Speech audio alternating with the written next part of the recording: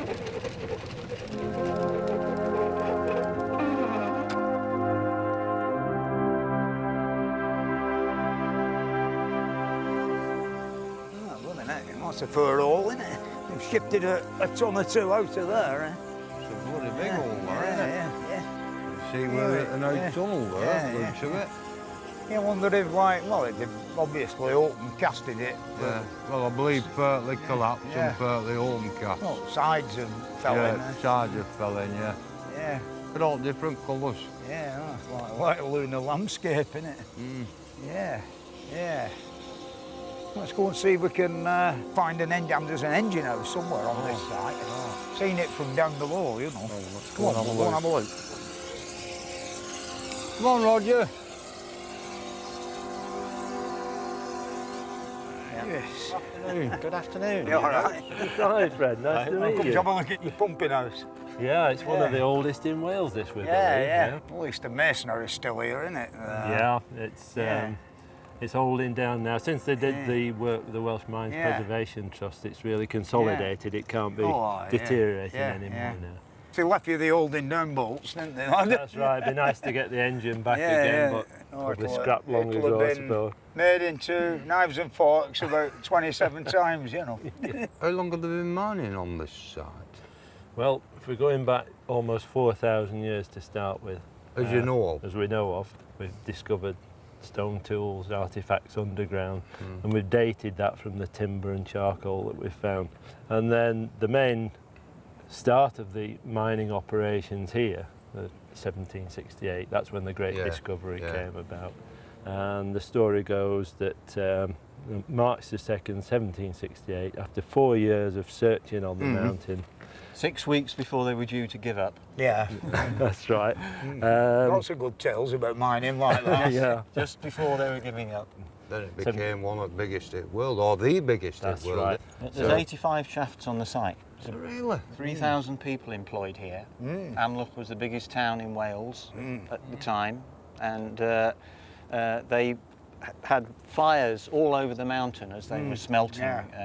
And you can see all the red stuff everywhere. The reds, that's the remains of the smelters. Yeah. It was very successful, and it was run by a man called Thomas Williams from the other side of Anglesey, who became a major entrepreneur in the early stages of the Industrial Revolution. And he not only mined here, he got the smelters as well, and when he'd smelted the copper, he made it into sheet, or he made it into blanks, and he delivered it to people who needed it. He ran a whole concern all the way from primary production to sale, almost to the end user. He became known as the Copper King, and this was his Copper Kingdom. The copper from Parry's Mountain was made into sheets and would then go to a copper spinners like this. There are not many of them left now, but Fred found one when he was in the East Midlands a bit earlier on his grand tour. Here we are. Come to witness the ancient art of metal spinning that Mr. Hopkins is. In the olden days, you know, they used to make everything metal spun, like pots and pans and all that sort of thing, and lampshades and all, and here, like they do traction engine chimney top and cones for Spitfires. I bet there's not a great demand for them, really. Morning, Geoffrey. Morning, Fred. How are you? I'm all right, mate. I'm all right, yeah. Morning. We've come to have a look at your wonderful metal spinning operation. Oh, yes, yeah. No, I've done a little bit of metal spinning myself.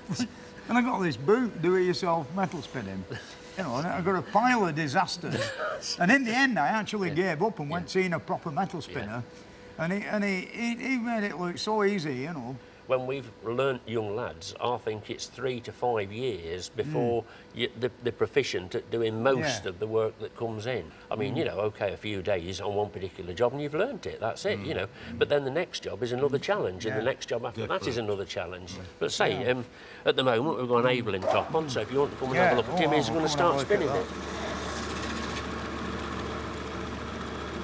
We put soap on, put oil on, and then gently move the metal. You can't force the metal. No, it won't go. It just wrinkles up. You've literally got to move the metal along and sort of stroke it along. And it's got to be a fairly gentle action, because if you get too hard, you literally open the grain of the metal and tear through it. It makes it look so easy. Well, yes, he's made a lot of them, like, you know, over the years. You just get used to it. Does he have to use a lot of pressure? Yes. I think that's one of the difficulties. I think when you're learning, particularly on hot days and everything, you know, you really put some pressure on the side of your body. Just trimming the edge through, and any surplus metal, just trimming that off now. Yeah, that's where I was going wrong when I was playing at it at home. Yeah. Good, that, isn't it? Ah, it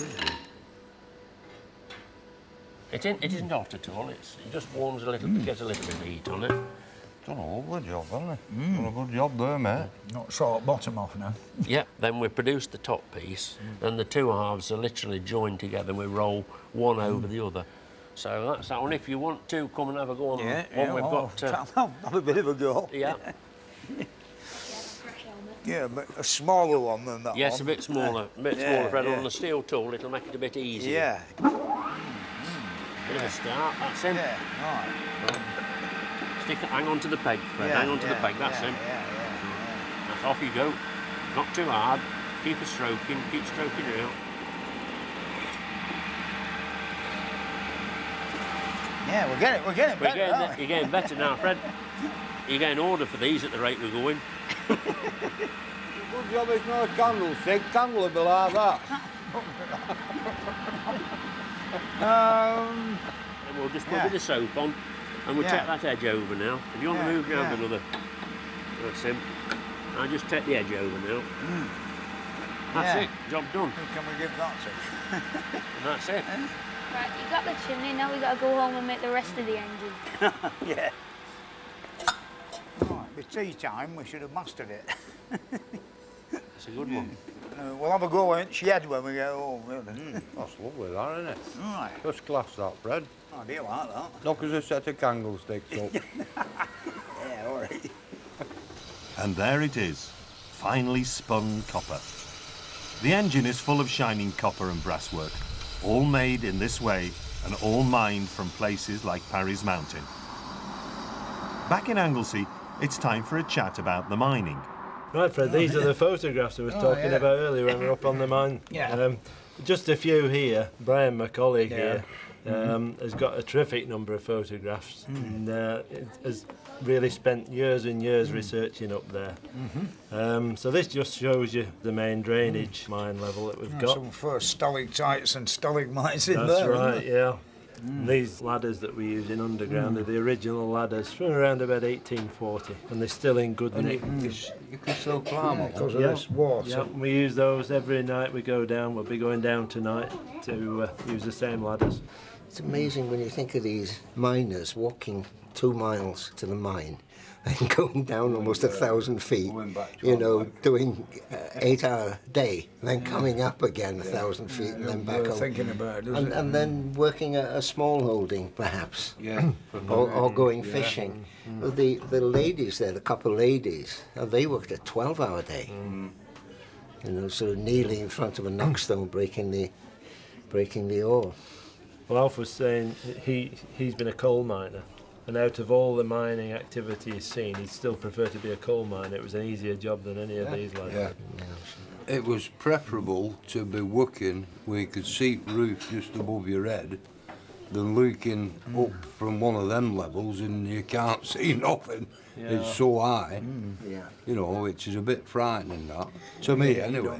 What's going to come flying out of the sky, you need a little bit falling a long way. Well, they had men on big ladders, didn't they, with hammers, you know. That's the other thing, looking up in the sky. One place I went in, there was 40-foot ladders still in there, with planks strung across.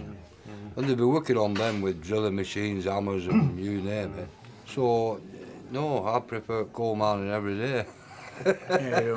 It's a bit more time in getting squashed. Michael Faraday came there, because most of the intelligentsia, I suppose, came to Amlot to have a look at the mines. And he was taken underground, and they had him kitted out in flannel clothes to absorb the sweat and the wet. Because going down the shafts, well, the pumps were going, they were all leaking. So he's being sprayed, every fathom down. And anyway, he got into one of the great stopes, and he could see these little lights sort of flickering like little fairies everywhere, you know. And anyway, he sat down, He was given a barrel to sit on, and he plonked his candle down on this, and he realised it was a gunpowder barrel. So, you know, the miners didn't seem to care a great deal. Would have been a quick way up out of the mine. Oh, it wouldn't have been shot out like a cannon. What really fascinated me were the bloody beautiful colours of all the top of the hill, like, you know, all bloody orange, purple, yellow, red, every colour you can think of, all really lovely. If a lady comes from Greece every year and she collects all these samples of the colours and takes them back and paints with them. Yeah. She just grinds them up and uses them as a paint medium. Yeah, time to go there's setting sun, just after rain. Yeah. Ah, colours so vivid, I should beautiful. imagine.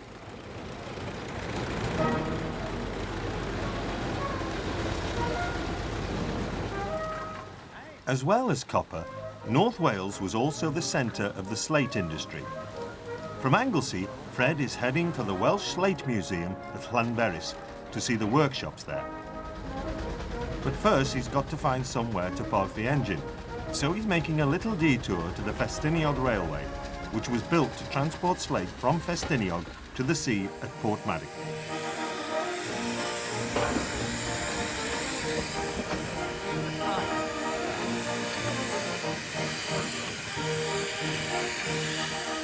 Looking well today, Jack. Hey. All right.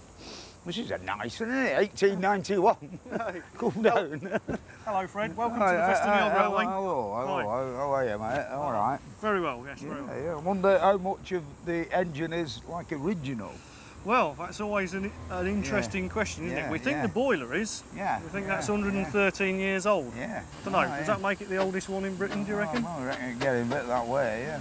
No doubt it'll have had a bit of treatment, like, but it's, most of it, boiler barrel will be original, maybe. Well, this ended up in Surrey in the late 1960s. Some chap bought it, a guy called Bernard Latham. Yeah. And he took it and put it in his back garden in Surrey. Yeah. And goodness knows what the neighbours thought. Yeah. And, he brought it here in the early 90s. And since then we've been looking after it.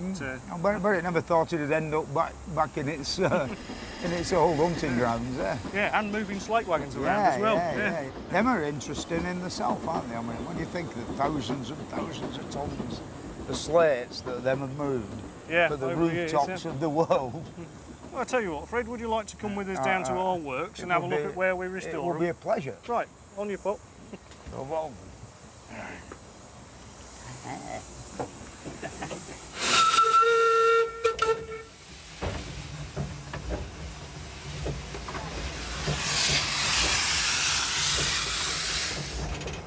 It runs nice, doesn't it? Nice and sweet. Yeah, it's not bad. The wheel profile, the profiles of the wheels are starting to get a bit old and worn, so we'll need to have a go at that this winter as well. This is one which is... Oh, yeah. And the new offspring. Yeah, it's only 3 weeks old. Whoa! Hello!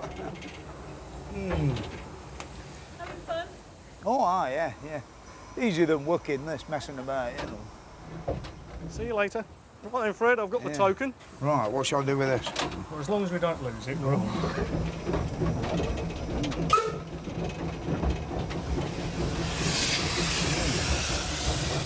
It doesn't roll very well, even though we're going downhill. The bearings need a bit of a sort out. How many miles long is your railway? 13.5 miles, this one. Yeah. It's a fair run. It takes a good hour to do it each way. Just coming down now towards the 1 mile long embankment right across the estuary. Is that a new bit, or is it the... No, that was built in 1836. It's how the railway started, was transporting stuff across there. What it did, it cut the sea off from the land behind it, and it's created more farming land. Yeah. So in a place like North Wales where farming land's at a premium, then this it made the chap who built it quite a bit of money. You can see there the old cliffs over there, and they've got trees growing on them now. Now we're coming to a tunnel. This is a replacement bridge that was built in the 1960s, this one.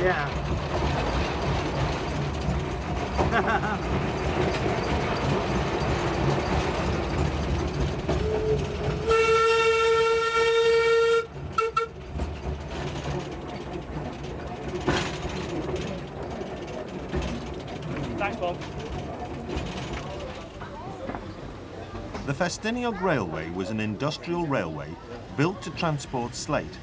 Today, it's a tourist attraction carrying holidaymakers through the Snowdonia National Park. And the restoration and maintenance of the engines is done here at the Boston Lodge Works. Of course, this is one of the Festiniog Railway's single fairly locomotives.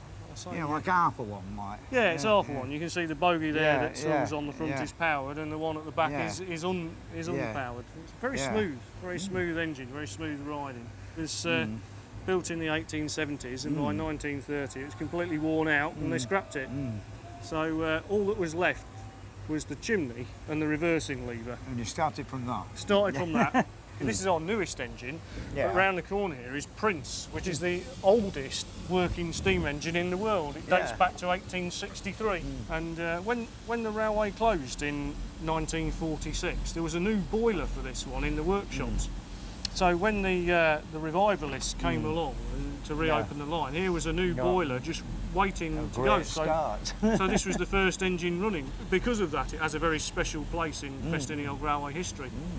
Last year we were opening a new section of our Welsh Highland Railway from Waenfawr up to Rydvee on the south side of Snowdon, and we took this engine over there to open that new section.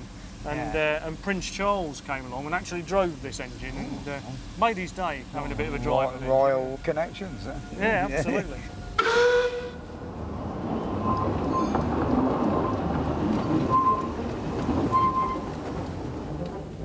And now there's some work to be done, and a chance for Fred to do some driving.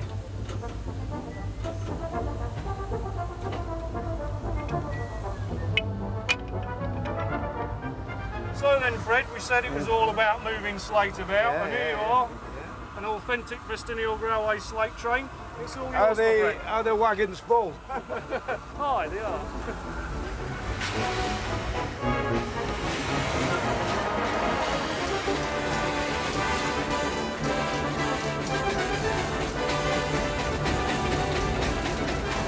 Now you've got a speedometer up there, Fred. Anywhere between 10 and 15. It's like modern luxury, eh? A speedometer. Well, I don't know about you, Fred, but I reckon that's one of the finest views you can get from a footplate. Beautiful, Right, Lawrence of Arabia, you know, running away.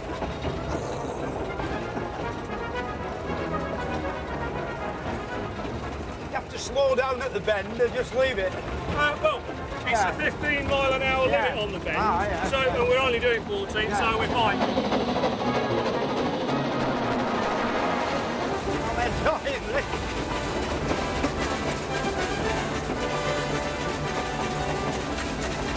Now, whenever you see a W sign, you know what to do, don't you? No. Blow the whistle. All right.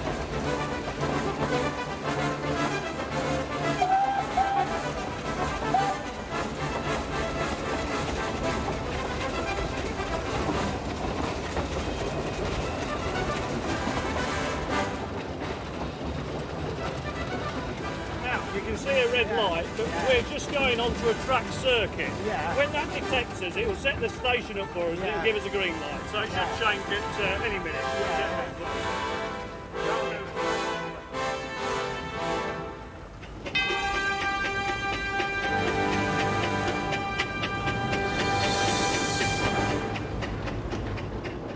And having pulled a trainload of slate, Fred's now going to see where it was quarried. He's heading for the Welsh Slate Museum at Llanberis to see the engineering workshops there. And as his grand tour nears an end, he's going to stop off at the Anderton boat lift on his way back to a place near Bolton where the nuts and bolts for his engine were made.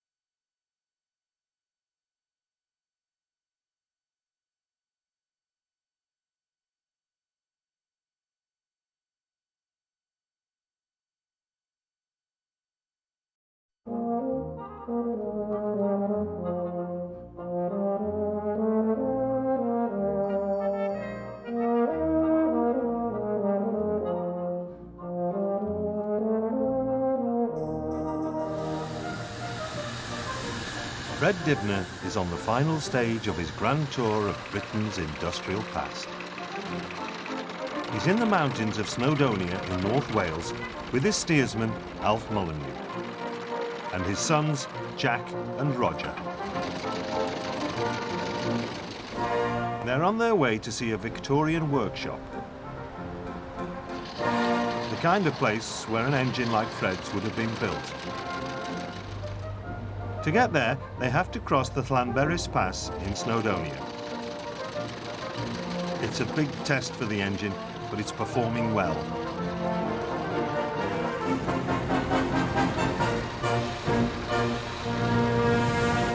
After a hard climb, they've reached the top of the pass, but they've used a lot of water. It's time to fill the tanks. But up in the mountains, fire hydrants are hard to come by. The only place they can get water is from a tap in the cafe up here. But even then, there's still a problem. We haven't got an hose pipe long enough. And then the taps are then, you have to keep your thumb on all the time. But keep them running, you know, water must be desperate on top of this mountain. With no hose pipe, they've got to use buckets and anything else they can lay their hands on to get the water from the cafe. And that means a lot of buckets to fill a 160-gallon tank. Don't throw her off top of it. We're nearly there now.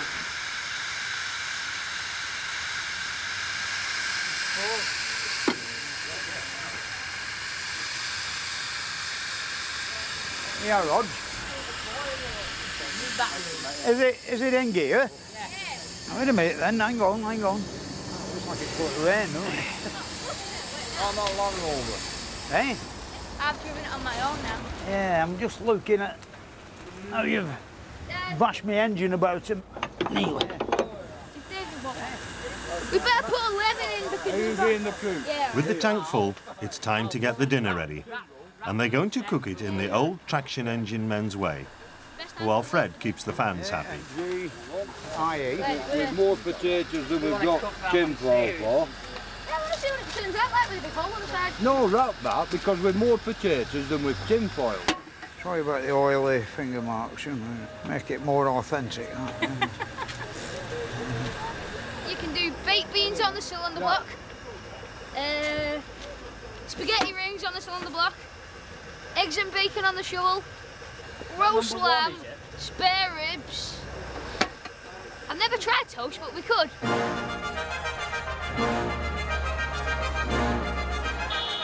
Alf's early problems with steering the engine are long gone. And now, after nearly 3 months on the road, he's a very proficient steersman. Stood up there in Skye, driving their engine, steering it anyway. It was just such a wonderful experience. I'd have never got that experience without Fred. Never.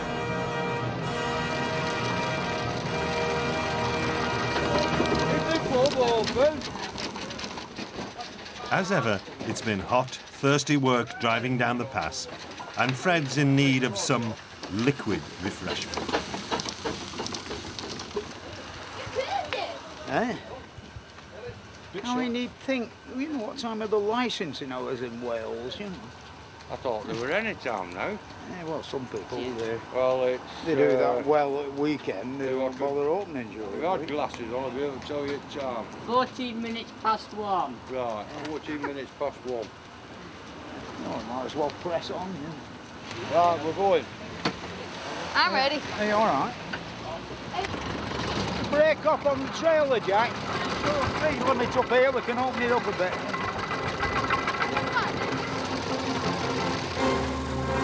Now that the engine has been running, it'll do 15 miles an hour with ease. It's in top gear, it goes very fast. You should never try and change gear on a hill. I mean, you read all sorts of horrific stories about these super-duper men in the old days being able to change gear on the run. I don't think I fancy trying that.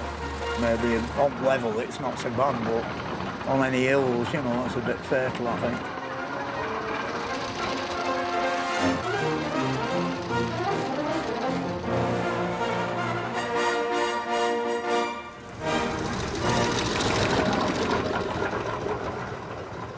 Slate has been quarried from these mountains for over 1,800 years, but it was with the coming of the Industrial Revolution that the Welsh slate industry really took off.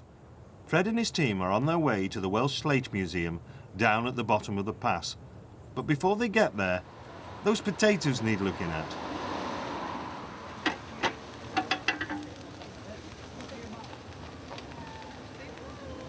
Just try the... Is it hot? Don't feel. That's done, that. It feels like it's done. They feel good. Get all the carbon off it and it'll be right. They're too hot. You want a knife and fork then to cut them open? Yeah. A set of teeth would be alright. We went up road, but it was shut. Well, that ain't that nice, isn't it? There you go. I don't need... Do you want some salt? And a plate? Good inside. Good inside. Not bad, actually. Wow. That'll do till tea time, after they've been to the Slate Museum. North Wales has been mined for both coal and copper, but really it's the slate industry that dominates the region. This is the Slate Museum at Llanberis, and it's based in the workshops of the old Dinorwig quarry. And in my opinion, it's the finest Victorian workshop in the whole of Great Britain. These workshops catered for all the repair and maintenance work of the quarry, which at its height employed over 3,000 men. All the power came from this huge water wheel built by the De Winton Company in Caernarfon, and the whole site was so big that it had its own railway. Last time Fred came here, he had a go at dressing the slate, but on this trip, it's the workshops he's interested in. Yeah, I've been in here before. It's very interesting, you know, all sorts of interesting stuff. Now, not for a lathe. Oh, I bet you could do some on that. It's a fur, isn't it? All the machinery in this mechanic shop is driven by this line shaft, which is 1/8 of a mile long, and all driven from the water wheel at the other end. And of course, it's the type of workshop that my traction engine will be manufactured in. Good size of that one. That's for turning wheels. It's like a wheel lathe. You know the ones in railway workshop where we went? Yeah. Well, that's the same thing, but you only do one side at once, as you might say. Yeah. Really, it will be wonderful to be let loose in here with about 60 ton of iron plates of different thicknesses and about 50 ton of coke, a few 45-gallon drums full of oil, and there would be no bloody end to what you could make in a workshop like this, because there's a machine tool of every description that you could ever wish to have. Yeah, the picture is a bit too big for our shed, though. Yeah. Well, most of this stuff in here, isn't it? Yeah. I mean, look at that. Even in the olden days, no smoking. You thought they've all been going with the pipes, wouldn't you, and all that sort of thing. Yeah, I mean, when you think about it, in 1870s, you know, in here it'd be like Bedlam, you know, them forges in there. Yeah. It'd all be roaring away from dawn till dusk, sharpening all the chisels and all the tools and the drills for them thousands of men up the mountain. Yeah, look at this, a shaper. It's a double-ended one, isn't it? You can do how you want with this. What would you make with the engine on this machine? Well, on our one, same thing at home. We made the valve chest covers when we were doing the boiler, and we had to make that piece with a slant on it. You know, we're playing the slant on it with the shaper. Made about 1870 or something like that. A squirt or two of oil on there and, you know, put the belt back on, which is not here no more, and it will be away. At its height, Wales was producing nearly 500,000 tonnes of slate a year, 4/5 of all British slate. But this level of production came at a price. Slate quarrying was a very dangerous occupation, and in one quarry alone, 363 men were killed in accidents in just 150 years. Many thousands more were injured. De Norwig Quarry closed in 1969. But some of the workers still live around Llanberis, and when Fred and Alf were down at the local pub, they met two of them.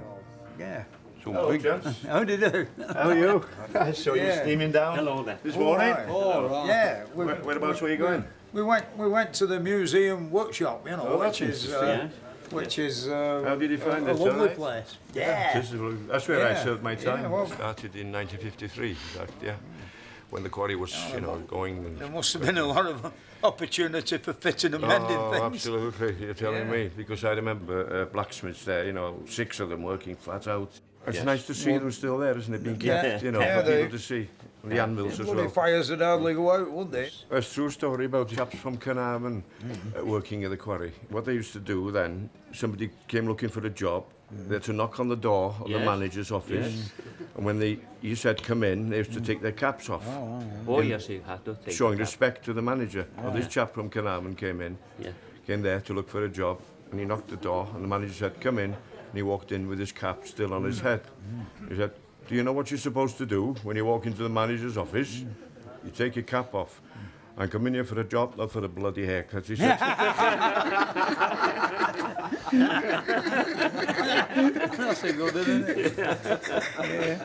Yeah, the workshop's something, isn't it? I mean, they have nearly... You could really make a locomotive in there. Oh, absolutely, with the big they've got their own foundry, their own bloody millers and shapers and everything you could want. I never knew anything about foundry work. This chap came down from Scotland and he'd been a foundryman in Couchtripper. And he showed me all the ropes about casting brass. Oh, yeah. I was lucky. That was the first day that I started. Best way. Well, we've discussed this on this trip about learning how to books and things like that. You can get a book, you're right, you can get a book written by an academic who's never done anything in his bloody life. And you, I mean, okay, he's a clever bloke, he can write it all down. Yes. But it don't really give you the final bit of how to do it. No, that's like having an old man stood at the side of you saying you're making a bugger of that is the best way to learn. Like making the boiler on my traction engine. Now, we're very fortunate because there were a lot of old men who were left over from Horwich Local Works. And they would all do how to work, smoking themselves to death and all that. Like. I'm glad I met them men, like, else we'd have been in dire straits. Unfortunately, they're all leaving us, aren't they? There's no apprenticeships today as there used to be. Well, they're just having a bit of a rethink now. Are they? Yeah. We're in Birmingham University till the day getting an honorary degree, and the Chancellor and the Vice-Chancellor, and they're all sat there in the gold braid, and I got a funny hat on, I saw that in the paper, and they were all Chinamen, and 7/8 of them were girls as well, young lasses, all with a degree in engineering. So what's going to happen to us? We'll be shopkeepers and tourist attraction in a bit. Yeah, that's it. We're in that road, isn't it? Yeah. It's funny how we're getting old, Quill, and the old memories. Who cares about anything now? They've been on the road now for nearly 3 months, and Alf's thoughts are turning to home. Well, it'd be nice to get home and see how Mrs. is coping. It wasn't work. It was an enjoyable holiday and a one-off lifetime experience. Traction engines, they're just such amazing machines, a lovely sight. You've got to check your hat off to people as keep on going and keep them off the road. But on the way home, they're passing one of the greatest Victorian wonders of Britain's waterways. On our way back to Bolton, we're going to stop off at the world's first boat lift. The Anderton boat lift was built in 1875 and taken out of use in 1983, and then it was extensively restored and in 2002 reopened to the public.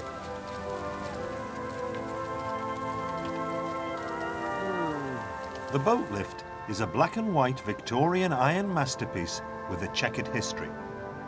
It was built as an alternative to a series of locks to bridge the 51-foot height difference between canal and river. The initial plan to build a flight of locks was abandoned due to a lack of space and the amount of water that would have been lost from the canal into the river. The lift was built to solve the expensive problem of getting goods from the River Weaver navigation up to the Trent and Mersey Canal.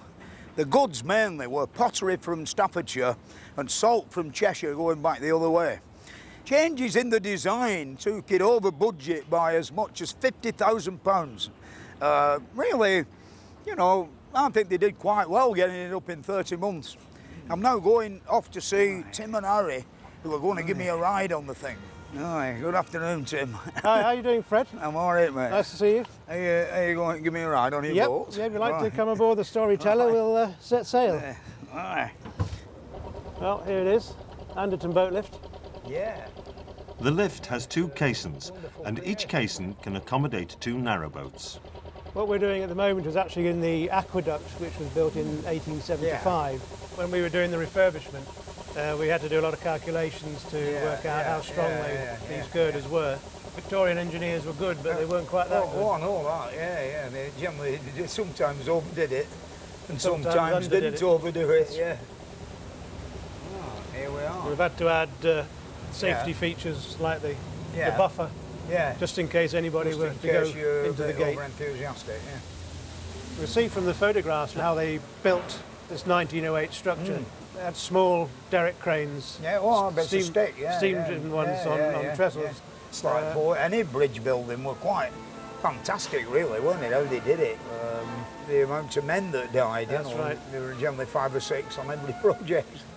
The large A-frames and upper gear deck were added to the structure when the lift was converted to electric in 1908, after corrosion damaged the original hydraulic mechanism beyond repair.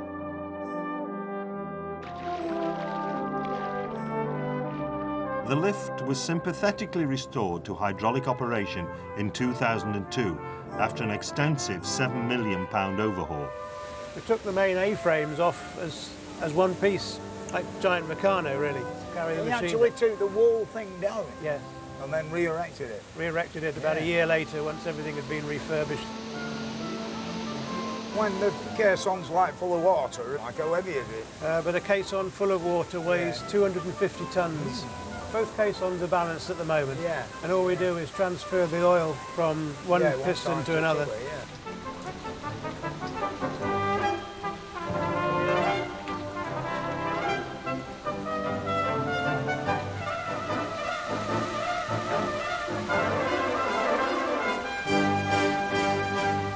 Here we are. River level. So right now we can sail away to Liverpool.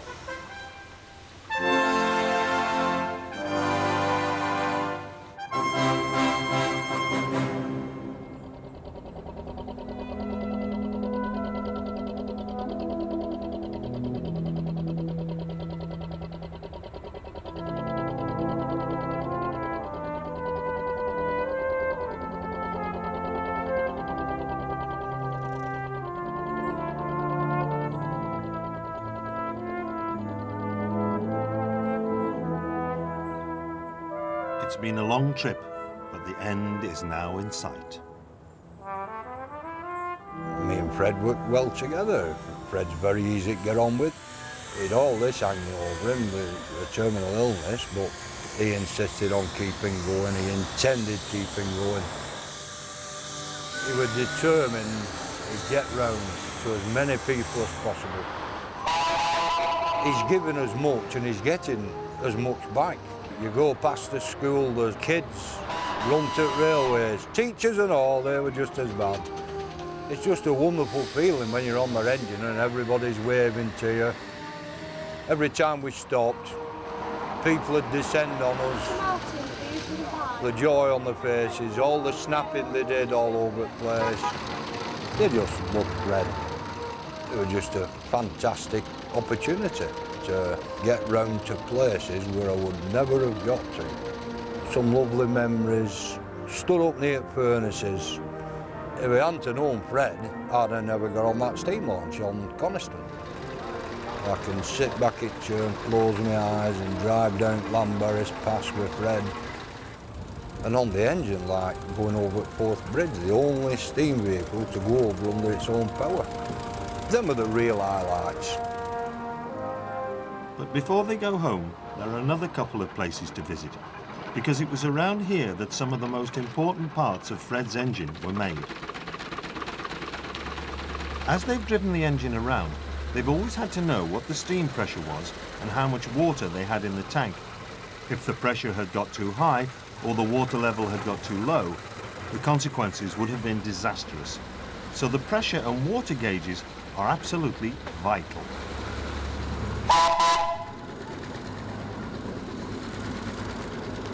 I've had a few pressure gauges from Budenberg's in Manchester. They make everything, all the works inside, the body of the thing. The only thing they don't do is the glass window in the front. In its heyday, the company employed over 500 people, but now they're down to just 60-odd workers. The Victorian workshops where this sort of specialist work used to be done no longer exists, but the skills are still there, even if the work is now done in a modern industrial unit. Just at the outbreak of war, that was one of the old gauges we made. All the movements were handmade. No, it's a bit like clockmaking, isn't it? It certainly is, yes. And basically, the principle hasn't changed no, from the early days of principle, isn't it? 1850s, 1860s. Yeah. Steam pressure gauges are still handmade at Budenberg's, as they have been for over 150 years, under a patented design filed by them in 1849. The pressure gauge consists of an oval tube that's been bent into a circle, and the steam is offered into one end of the tube, which thereupon it tries to straighten out the tube. And on the other end, which is blanked off, there's a linkage that goes to a needle and tells you how many pounds per square inch of steam there is in the boiler. Yeah, one day, about, God, it must be about 15 years since or something like that, we stopped for lunch somewhere near Knutsford or somewhere that road down in Cheshire, like, and this pub. And this guy come in with a yellow silk scarf cravat with red spots on, a big tash, and he said, I see I've not got one of our gauges on your machine. And I said, who are you, Mr. Budenberg? And he says, as a matter of fact, yeah, he says. And I said, well, I'll tell you what, mate, at home I've got one, a lovely one, where I said it's really badly damaged. And he said, you bloody chaps all the same, you want it for nothing, I suppose. And then, you know, we had a pint and bid him good day, but he said, I'll send a man and give it him. He took it away, and it came back, and it was like brand new, all shined up, new glass, new everything. Back on the edge of Bolton, they've one more visit to make. Some of the most important parts of the engine are the smallest, like the nuts and bolts that hold it together. And this is where Fred got the nuts and bolts for his engine. Thomas Smith's, or Smith & Bullough as it's now known, is one of the old-time nut and bolt workses, which produce about 800 bolts a day. One of the problems that steam enthusiasts have is that it's difficult to get the right nuts and bolts for their engines because everything is metric now. The beauty of this workshop is that they still make the old-style imperial thread sizes that a traction engine like Fred's needs. They don't look anybody about, so I ring bell for attention. No, you don't need to do that. I know them all in here. They're all nice lads, you know. Oh, I know the way upstairs. Well, no. Oh, hello, chaps. How are you doing? Hello, Fred. Yeah, fine. Is it all right if I show the BBC where all my nuts and bolts come from? They're all my traction engine together. Yeah, no problem at all. You know, we'll not fall in any nuts and bolt machines or out like that. No problem at all. Yeah, is that okay then? Yeah. Smith & Bullow's Nut and Bolt Works is one of the few companies in all of Great Britain that specialise in making one-offs, great big bolts with funny threads and sort of big square heads and any fancy shapes you want. Whitworth is a word that's practically non-existent now, but you can get Whitworth nuts and bolts here. And I've come today to make a special bolt for my traction engine. Anyone?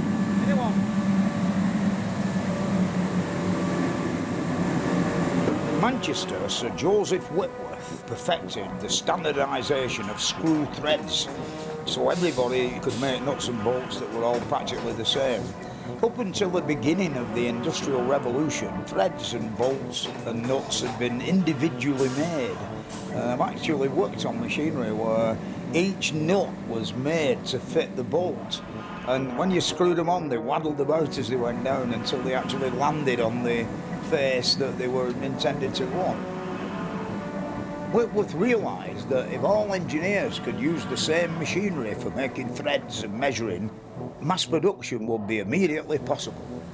By 1860, all his measuring equipment and his standardised threads were accepted throughout Great Britain.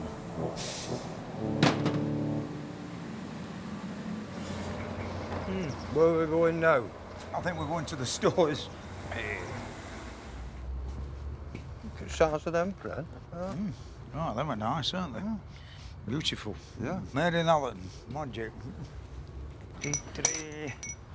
Now then, John. No, Fred, what can we do you for this time? Oh, scrounging again. Scrounging again, it must be our someone. tractor.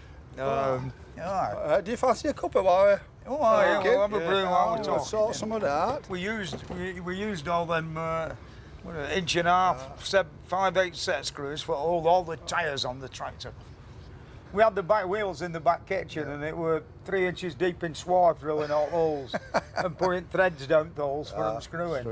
Well, I'm pleased to say none of them have come loose, you know, and it's had a beating. I was polishing round them only last night. Yeah. Good job.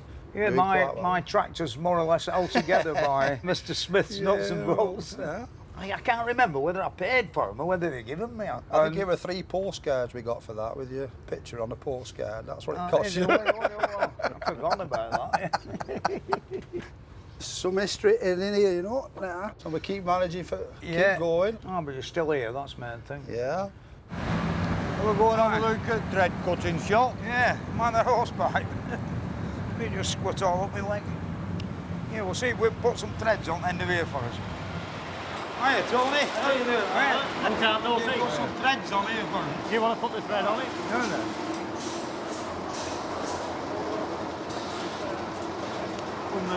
Underneath, it's easier. Yeah. You can get it balanced better. Does it stop automatically? Yeah.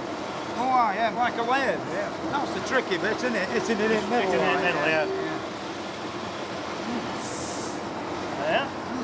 Oh, Good as me. Few weeks practice. Few weeks practice. Yeah. Fred has come to the end of his grand tour, and there couldn't be a more appropriate place for him to finish up than here.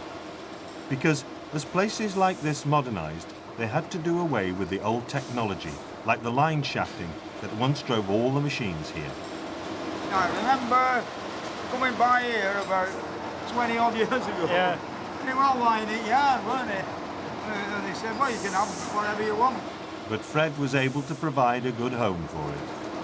Yeah, it's all going round, you know. Yeah. Drives 18 pieces of machinery in my yard.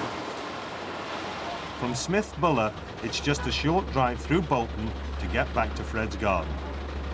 Since they left here 3 months ago, Fred and Alf have travelled over 1,000 miles, and the engine has had a really good road test. But there's now a bit of fine-tuning needed before Fred can set off on his most important trip. He's going to complete his grand tour of Britain by driving down to Buckingham Palace on his engine to receive his MBE from the Queen.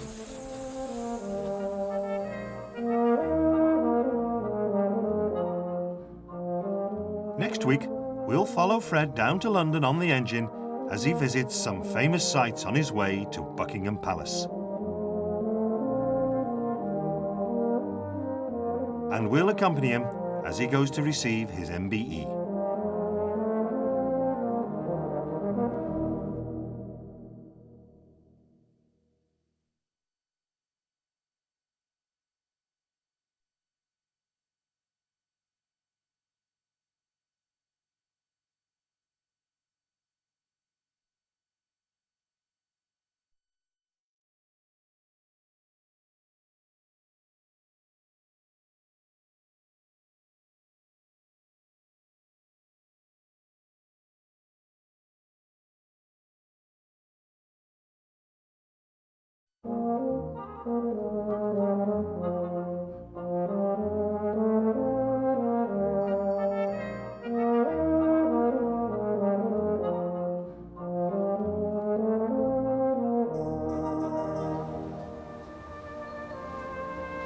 I've been restoring this traction engine for 27 years, and I've really fulfilled the dream now of actually touring the country, driving it all over the show and meeting interesting people.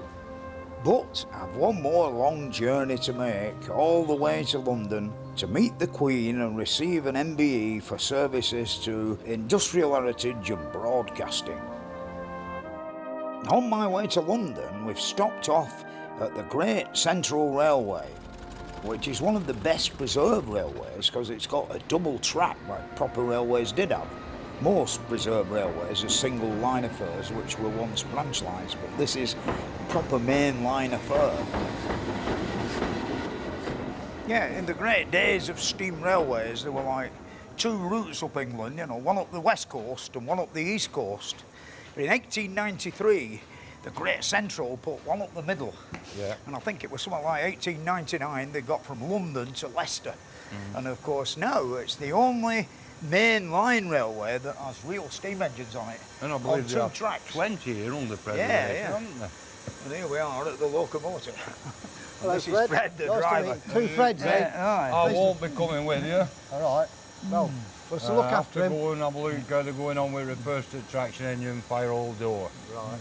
So I'll leave Fred with you. Yes, he'll be in safe hands. I know, I can see you. Right, we're late, aren't we? We better get rolling. Yeah.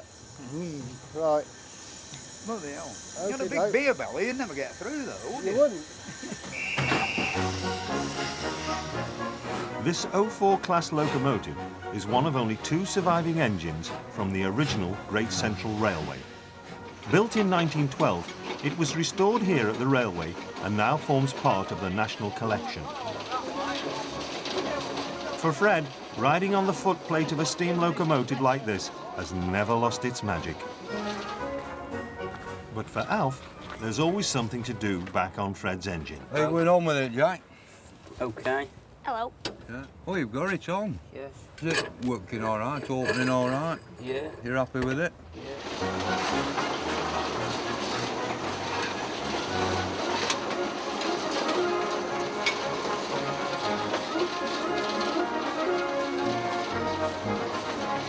So your next trip will be down to London to see Her Majesty the Queen? Yes. Are you looking forward to that? Yeah. Yeah, go on. Nervous? No? Is your dad nervous, you reckon? Probably. A bit, yeah. He's acting different, isn't he? Is he? Yeah. He's not been saying a lot, which is very unusual. That's because we'll not let him go in with black cap on. Yeah. I wonder what it's like inside Buckingham Palace. I will imagine it's very beautiful. I wonder if you'd be going, tea, Alfred? Cup of tea? Yeah, that's it. I think he's letting Jack have a steer around in London. Yeah, I'll let you go first, Jack. Well, you're Or not it's going to be a bit dodgy with all this traffic. That squeaky noise, that reminds me of my youth. Thank you. Good help.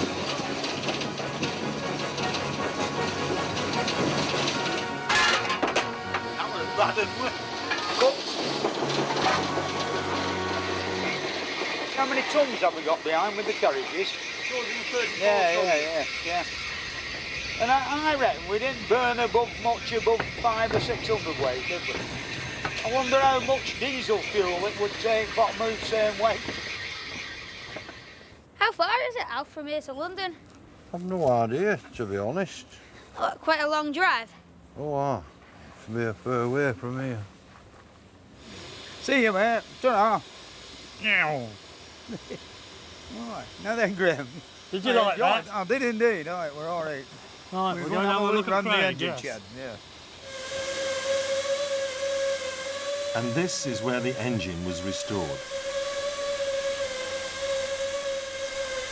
I'll introduce you to Fred, Dibnah. Right. Fred's just been out on the 04, and Craig's the man who rebuilt that engine from a pile of bits. Yeah, I've heard. And Craig served his apprenticeship with us. He's learnt more about steam while he's been working with us than anybody else here. So good thing for a young man, man, isn't it? it's wonderful to see young men like this coming through. Yeah. I'll leave you two to chat, and I'll see you later. Yeah, all right, okay, mate. thanks. Yeah, we've just had a good run down the line with an engine driver called Fred on. All right, yeah. On one that you've done up, haven't you? Did you enjoy it? Yeah, it was great, yeah. Well, basically, it took me 3 years to complete I bet it. it was. I had to strip it all down and take totally to bits. What a pleasurable thing to do over a period of 3 years. Well, it Pull the was, locomotive bits and put it back together. Yeah. Yeah, what about the boiler? Basically the boiler, basically full retube, a few stays here and there. Yeah. Apart from that, it was as good as it was when it came out of the works. 1912 it was made, wasn't it? It was, yeah. Oh, yeah. Yeah, did you have much like with the bearings and all that part of it? Like? All the bearings were replaced, coupling rod bearings. Were they wrong with journals like, or were they all nice and smooth? They were fairly smooth, but we had them, had them skimmed, just to skimming off, get them back to new. Yeah, I'm a bit worried about my tractor. I don't know what I made the front bearings out of, but there's a very weak solution of gold paint coming out with the oil, you know. Yeah. Something wrong somewhere, you know. You've got to be careful, haven't you, when you're getting things out at scrapyard. You are, definitely. Yeah. Hello, man, how you doing? Oh, we're getting there. Yeah, well, it's all looking well. Did you manage to get fire all door on? He's done a good job, Jack has, with that fire all door. It's perfect. It's a good job. I've been having a whale of a time steaming up and down on all these nice engines. We know. I'm having a Guinness. Where's my chair? I need a sit down. Hey, it's nice and peaceful here, isn't it, Rog? Huh? Yeah. Reminds me of when I was little and I used to go and sneak onto railway sheds in Bolton. That have all gone now, you know. Yuppie houses all over it now. Yeah, we're really good. Happy days. And here we are, sat here, miles away from home, in Loughborough, in a nice, interesting place, eh? Yeah, it's lovely, isn't it? Yeah. Yeah, there were a pub, you've seen it, on Manchester Road called the Wagon and Horses. Oh, yeah, I know it. And it had an iron ladder out of the sidings, down into the backyard at pub. And I'm not kidding, it was as shiny as that regulator handle on that engine down there, with the usage that it had. And all day long it was full of railway men either going on duty or coming off duty.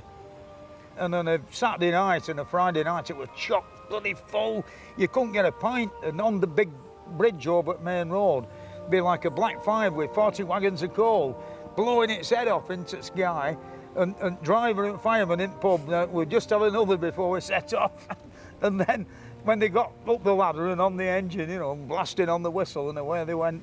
And all. They all get arrested nowadays for behaviour like that. That lamp I've got at home on mantelpiece, Lancashire and Yorkshire Railway, Manchester Victoria. This guy, he were a shunter, you know, man with a stick with a hook on the end. And he were in the pub this night, drunk as a rat with that on the back of his head.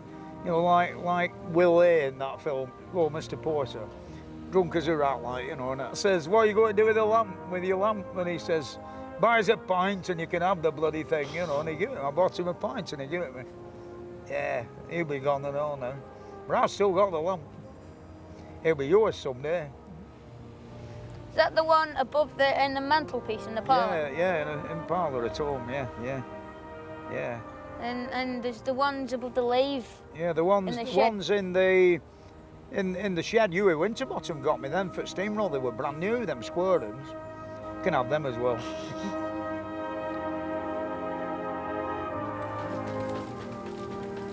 With the engine all polished and gleaming, it's time to head off for London and Fred's appointment at the Palace.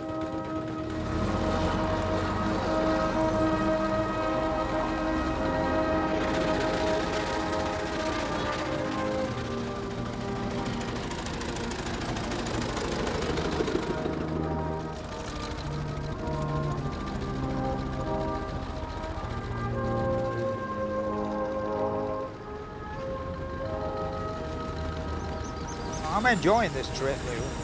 Very tiring, but good fun, eh?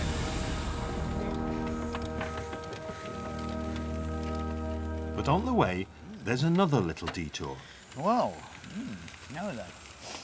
Yeah, while we're here on the edges of London, somewhere near here, there's the Crossness pumping station with 4 great big beam engines in that have been here since 1860, which I think we should go and have a look at them. They're quite splendid. I think the finest Victorian cast iron work in all of London. The Crossness engines are on the River Thames near Abbey Wood in southeast London.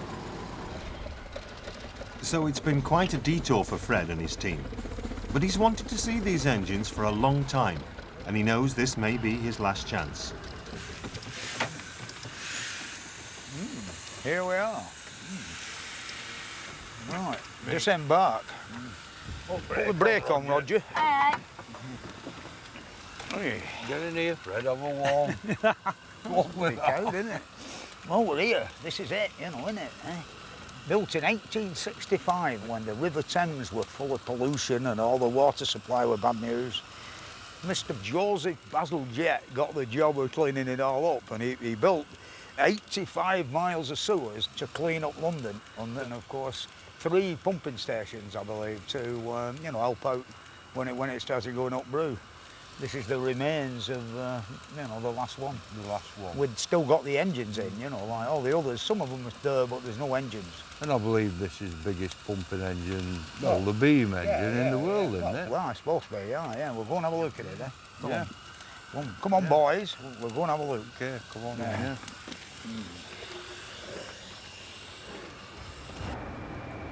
Yeah, while Al's fettling the engine, I'll show you these brilliant steam engines, these 4 biggest beam engines in England, or maybe even in the world, built by James Watt.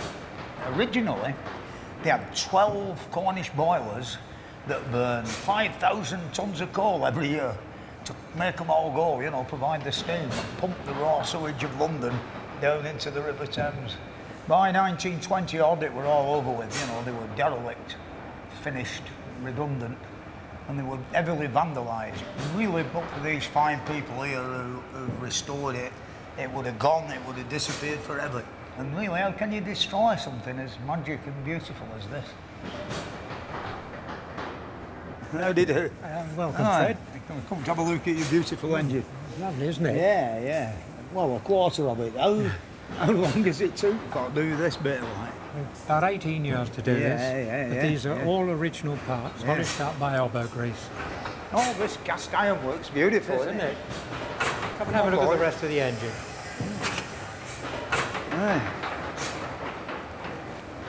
And there you see the crossheads going up and down. Oh, yeah. And Mr. Watt's famous parallel link motion. I think the fascinating thing about it all is to see that mass of the crosshead coming down and stopping just that much. It's about 5/8 of an inch off, isn't it? Not much more than that. I wonder when they put it up at first, if they had any fun. You know, we better take another quarter of an inch off here, like. Is this the top end of the valve gear? Yes, this is the inlet valve, and that's the exhaust valve. And the inlet valve has this trip mechanism, and what that does, it trips the valve shut at a certain position on the stroke. Yeah, about a 7-foot stroke. 9 foot. 9 foot? 9 foot, yeah. So we go up to the... up to the beam floor. Yeah, the main spindle. Oh, there we are, Fred. There's the beam. 42 foot long, and weighing all of 50 tonnes. Yeah, which is an awful lot. Makes you wonder how they got that from Birmingham, doesn't it? These are the counterbalance weights. Yeah, that were put on after it had been compacted. Yeah, to compensate for the weight of the additional cylinders. The beam was cast in Birmingham. Oh, who did that? Benjamin Goodfellow, Benjamin Goodfellow of Hyde, yes. That's not so far from all he went. Unfortunately, they're no longer in business. Oh, no, none of them are. They're all gone. But we've managed to get the drawings with the Manchester Museum. What we've tried to do with the whole place is to pick out what we think was the decoration they had in those days. Wondered whether we could go downstairs and have a look at some more of the decoration. It's all very beautiful, And it drives on teeth behind the flywheel. Hello, Peter. Fred, can I introduce Fred Basil Jett's young Sir Joseph's great-great-grandson. Great-great-grandfather, yes. Oh, yeah. 3 generations away. That's right. So can I leave you to Yeah, sure, thanks. Oh, see you later, John. Fred, I want to know first, is this the smallest, biggest, middle size? How's it compared to other engines you've seen? I don't think I've seen a beam engine quite as big as this one, because the weight of the beam up there alone is 49 tonnes, or nearly 50 tonnes. And I think all the others I asked about were only like 30 odd tonne, you know, which is... it's one up for Con Nest there. I'm very pleased with that. Now, how much good London excrement do you think this used to lift every minute when it was really working in the 19th century? A few hundred tons out there, yeah. The whole system did, and this one on its own would do 120 tonnes of effluent a minute. Yeah, oh, there's another word, isn't there? Can't say that on family the show, family show. Yeah. But what a task, eh? Yeah. Cleaning up London of cholera, typhoid. I think I can be proud of that. Yeah, well, I should be, considering it was your great-granddad. To me, you never cease to wonder how they had such forethought to make everything big enough. I'll keep going right up till 100 years. You know, I mean, now we make things and they can only design last 20 years, aren't they? The thing I marvel at is what it takes people to volunteer to restore a bit of heritage like this that they really love. Yeah. What is it that makes people do that? Come on, you go around and well, you see I'd like to have been here on the first day, you know, when after all that grafting and scraping and shifting inches of thick grease and everything, the thing actually revolves. It's an unbelievable feeling.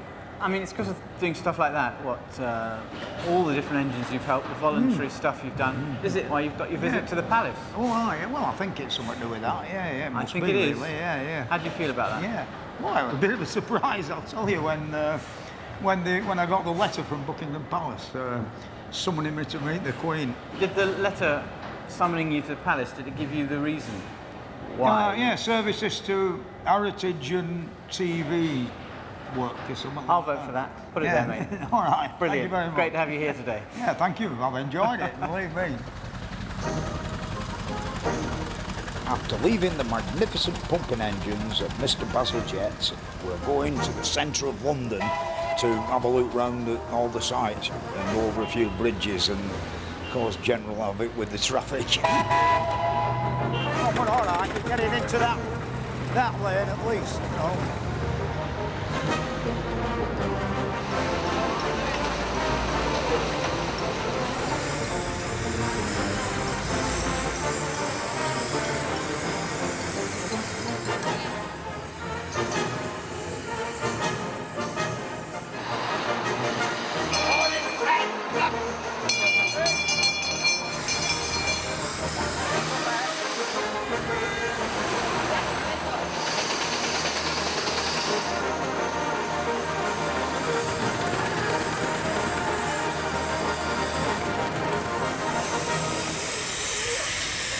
And even now, there are still some problems with the engine.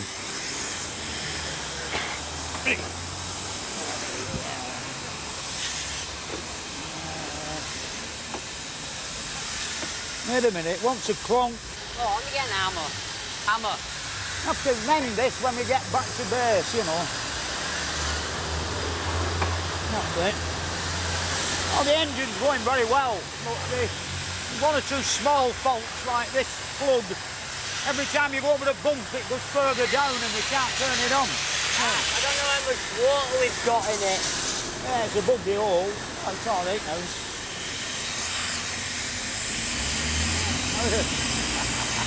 The tired people, Jack, that lad. Mechanical engineer.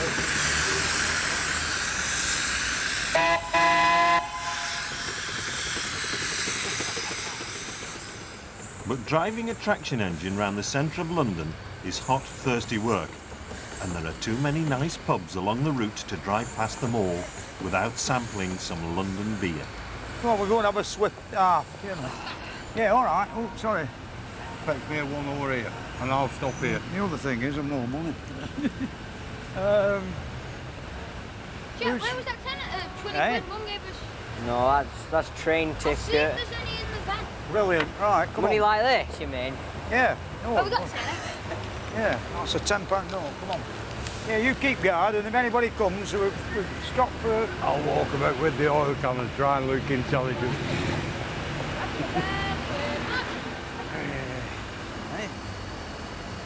Are you nervous? Why should I be nervous? Oh, the Queen, remember? The little medal. Well, for my gold cross. Yeah. Anyway, what about this trip round London today? What did you see that was good? I think we smoked Tony Blair out of Big Ben. No, we didn't. We gassed him. We've got some super coal, radioactive, no smoke. Yeah. What do you think, Jack? About the buildings we've passed and all that? Nice. Yeah.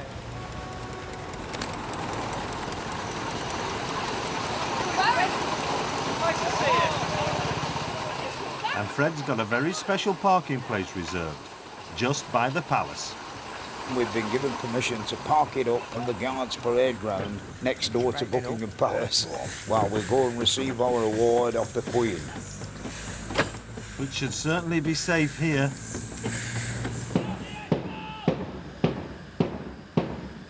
See, we're here at last. You better go and get some clean togs on. I'll have a look at the engine. Yeah. All right. Well, I suppose I'd better get changed. I can't really go and see the Queen like this. So I'll go and get me penguin suit on. I'm really glad for him. You know, it's overdue. He really deserves it.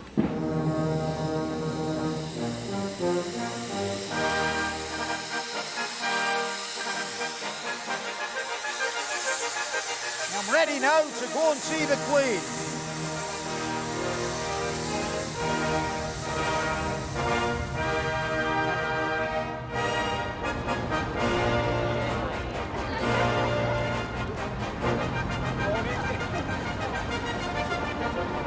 Yeah, it's being looked after really good, yeah. No chance of it getting vandalised. We left it being guarded by some soldiers. Are we in the right place? Right. Brilliant. I never ever thought I'd ever be coming here like this. We're going to get some ladders up for you, so back down the other side. Yeah, well, there's still plenty of room for steeplejacks in London, you know. Where I live, there's nothing standing up no more. I wonder if you want some repairs done on a flagpole. Yeah. You enjoy your day. Take care. Have a nice day. Who's next? Yeah, the braces I've got on, gentlemen, at present.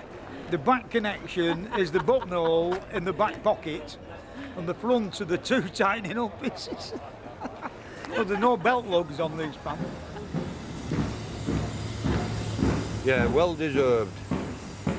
But I'm not so sure when he comes back whether I'll have to doff me hat, bow, or curtsy. You know, I've been to Buckingham Palace before, but only ever stood outside and looked through them forbidding railings. I never thought that I would end up in the middle of it all. And it's quite as splendid inside as it is outside, isn't it? We'll nick a couple of these gas lamps for back at base. Mr. Suggs, London, you know. Oh, you're going to go and get your ladders? That flagpole is 3 ladders high. I'll tell you that, yeah. I wonder where the Queen's apartments are. What did the Queen say? He said, you don't still climb up chimneys, do you? And I thought, bugger, no way. That was all I got a chance to ask her, really. I said, no, it's a young man's business or something like that, you know. And then it was the handshake and, you know, bugger off at somebody else's next one, like. Put your finger underneath it so we can see it like that. Mm-hmm. Looking straight towards us.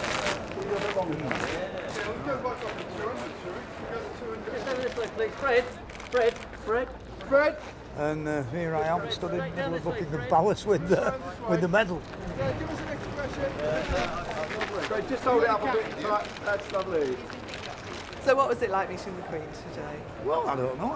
It's a bit unusual, really. I never ever envisaged I would ever end up in Buckingham Palace getting an MBE, you know, a bit of a shock, really. Nowadays, do you think of yourself as Fred Dibnah steeplejack or Fred Dibnah broadcaster? Well, what's your first love? Neither, really. I'm a backstreet mechanic. Aberdeen University gave me an honorary degree in backstreet mechanicking. And now Birmingham University have given me a degree in backstreet mechanicking. So it'll do for me, that. And now you've been honoured by the Queen. Oh, yeah, I've got an MBA as well, yeah. So congratulations. Nice to see you. Famous tennis player. Yeah, that's right. How are you? Yeah. Get a little bit of these in. Many, many years ago, when I was at school, you were the first person I ever photographed. Thank you very much. Take that to the chemist, you'll get the pills first thing in the morning. What did you feel when you were told you were going to get this, when the news came through? Surprised, to say the least. Does it bother you at all that it's got this empire word in it? No, I think the Queen and the Empire is what made Great Britain great. And I'm a real royalist, mate, I'll tell you. I mean, everything like this place, it's beautiful, isn't it? It's an Iron Founder's dream, all of this. And it's that love of the craftsmanship and the building and engineering skills of the past, and his passion for telling us about it, that made Fred so special as a broadcaster. But looking at these things for television wasn't without its drawbacks. The great drawback with television presenting is you don't get enough time to actually study the objects. I mean, they keep coming finding me because I've wandered away looking at things of great interest to me, where I could have spent days, not hours.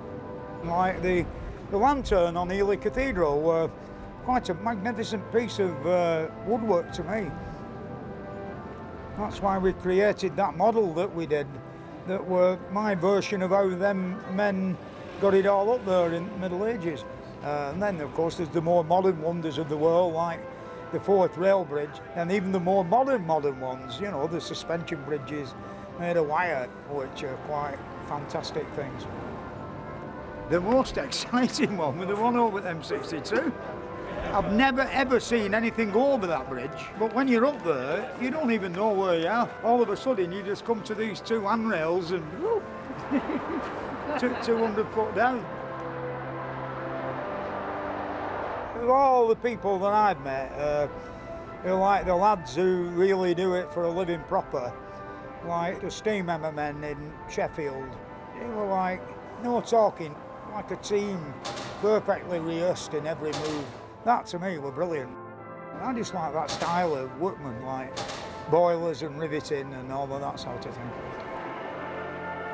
And for Fred, it's this backstreet mechanicking, as he calls it, and all that he's taught himself in this field that is his greatest achievement. He believes that more than anything else, it's what he's done to preserve these skills that's earned him his engineering doctorate and his MBE. Yeah, I don't know whether I can word it whilst, you know, driving the engine or not. I don't know, you know, maybe.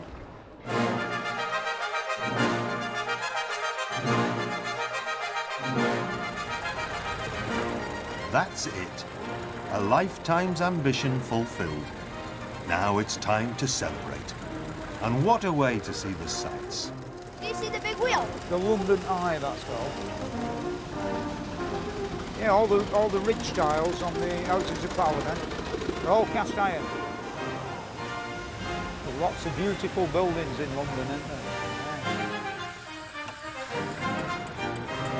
What about Big Ben then, eh? Good. We've been up there, you know, right amongst it all, where the bell is.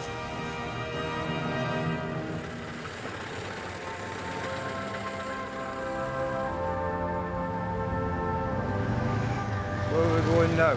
We'll go home and see what's what in the back garden, I think.